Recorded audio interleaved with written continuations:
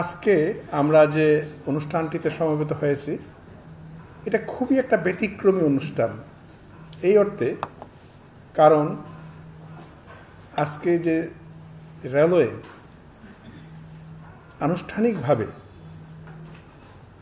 হিন্দু ধর্মীয় এবং ইসলাম ধর্মীয় প্রতিষ্ঠানকে জমি হস্তান্তর করতে যাচ্ছে, এটা আমি এসে শুনলাম রেলওয়ে আইনেও তা নাই। ফলে ওনাদের এই কাজটি করতে গিয়ে অনেক অনেক পথ পাড়ি দিতে হয়েছে।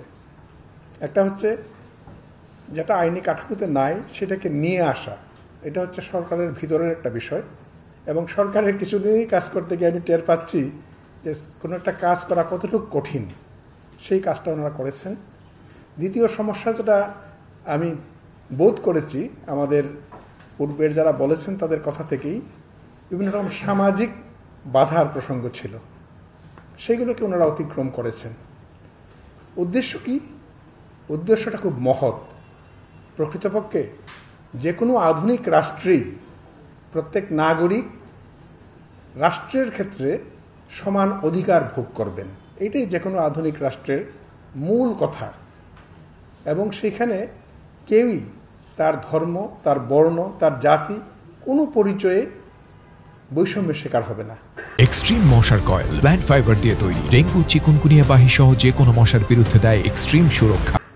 এবং এই বিষয়টা আমাদের দেশে হচ্ছিল না বলেই, আমাদের দেশে বৈষম্য পুঞ্জীবিত হচ্ছিল বলেই মানুষের মধ্যে ক্ষোভের সঞ্চার হয়েছে, এবং 24শে জুলাই গণ অভ্যুত্থানের মাধ্যমে মানুষ এর প্রতিকার চেয়েছে।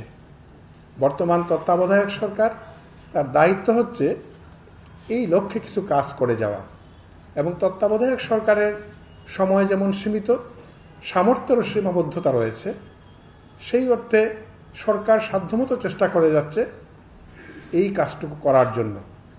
এবং আজকের এই অনুষ্ঠান সরকারের সদিচ্ছার একটা প্রতিফলন। আমি আশা করব যে এই যে সদিচ্ছার প্রকাশ সরকার ঘটিয়েছেন সেটা আমাদের মানুষের মধ্যে বিস্তৃত হবে, এবং আমরা আমাদের দেশকে একটা বৈষম্যহীন দেশে রূপান্তর করতে সবার নিজস্ব ভূমিকা পালন করব। আমি আজকের অনুষ্ঠানে আপনাদের সবার প্রতি এই আহ্বান জানাই।